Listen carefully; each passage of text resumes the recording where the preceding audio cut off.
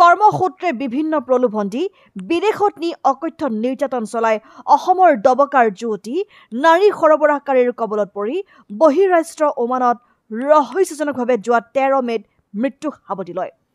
মৃত যুৱতীগৰাকী হোজাই জিলাৰ দবকা থানাৰ অন্তৰ্গত মিকিৰাতি নাহৰ গাঁৱৰ। পৰৱৰ্তী সময়ত যুৱতীগৰাকীৰ মৃত্যুৰ খবৰ দবকাত থকা পৰিয়ালৰ লোকে পোৱাৰ লগে লগে এক হাহাকাৰময় পৰিস্থিতিৰ সৃষ্টি হয়।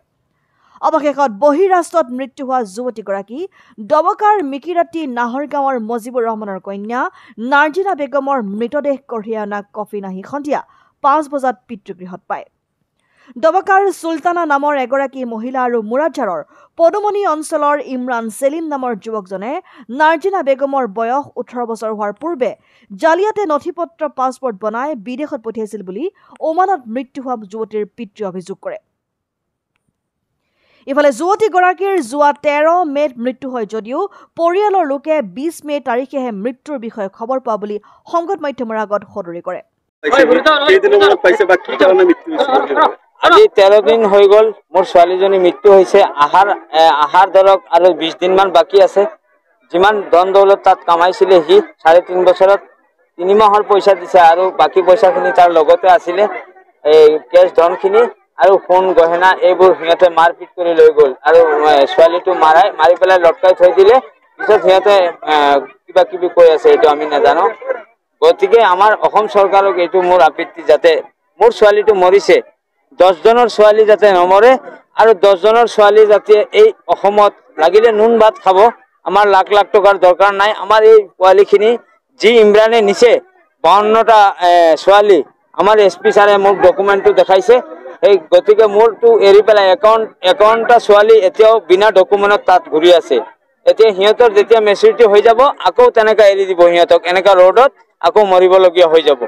গতিকে আপোনালোকে ৰাইজে আৰু মিডিয়াই ব্যৱস্থা যি কৰে আপোনালোকে কৰিব আৰু সেইটো আপোনালোকৰ ওপৰত হিত ব্যৱস্থা। এওঁ দাদাৰ ঘৰত এদিন গৈছিলোঁ, এওঁ দাদাক কৈছে যে আমি আনিয়া দিম। সেই দাদাক এটা বুজ দিছে। আপোনাৰ ঘৰত গৈছোঁ এদিন মই মোৰ মাইকী লৈ। এই ইমৰান হুছেইন, তাৰ এই নামটো ইমৰান কিন্তু তাৰ সেলিম, ঘৰতে নামটো সেলিম। ইয়াতে এই চুলতানে আনিছিলে তাক, চুলতানা এই হাছমেতৰ বনি এটা চুলতানা। সিও এতিয়া মোবাইলটো চুইচ অফ কৰি থৈছে।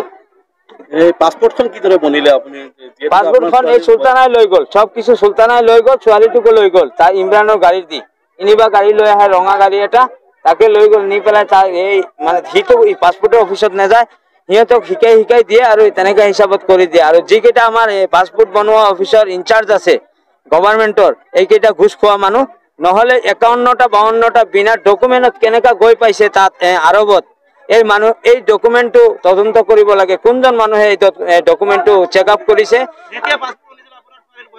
তেতিয়া 15 বছৰ 6 মাহ আছিলে। আপোনালোকে ডকুমেণ্ট চাব পাৰে। সি 31 বছৰ বনাই লৈ গ'ল। ইয়াৰ পৰা আমি নাজানো, আমি ভাবিছোঁ সি নিব নোৱাৰিব। মেচিউৰিটি নহ'লেতো আমাৰ চৌদি আৰব যাবই নিদিয়ে। মইতো আণ্ডাৰ মেট্ৰিক ল'ৰা হয়, মই যাব পৰা নাই। কিয় মোৰ চাৰ্টিফিকেট লাগে, কিবা ঢেৰ টকা লাগে। মোৰ ছোৱালীটো ভাবিছোঁ সি ধেমালি কৰি আছে। অৰিজিনেল সি লৈ গ'ল এই চুলতানাক লগত লৈ। বৰ্তমান চুলতানা আৰু ইমৰান ক'ত আছে? বৰ্তমানে ক'ব নোৱাৰো। সিহঁতে ফোন মাৰিছিলে 18 তাৰিখ 20 তাৰিখ, আজিও মাৰিছিলে গাড়ী, এই ডেড বডি গাড়ীত। মই কৈছোঁ এতিয়া মই পहुঁচি গৈছোঁ, অলপ বাকী আছে, পিছত তই মাৰিবি। এতিয়া সি আকৌ চুইচ অফ কৰি থলে। লাগিলে আপোনালোকে মোৰ নম্বৰটো চেক কৰি চাব পাৰিব।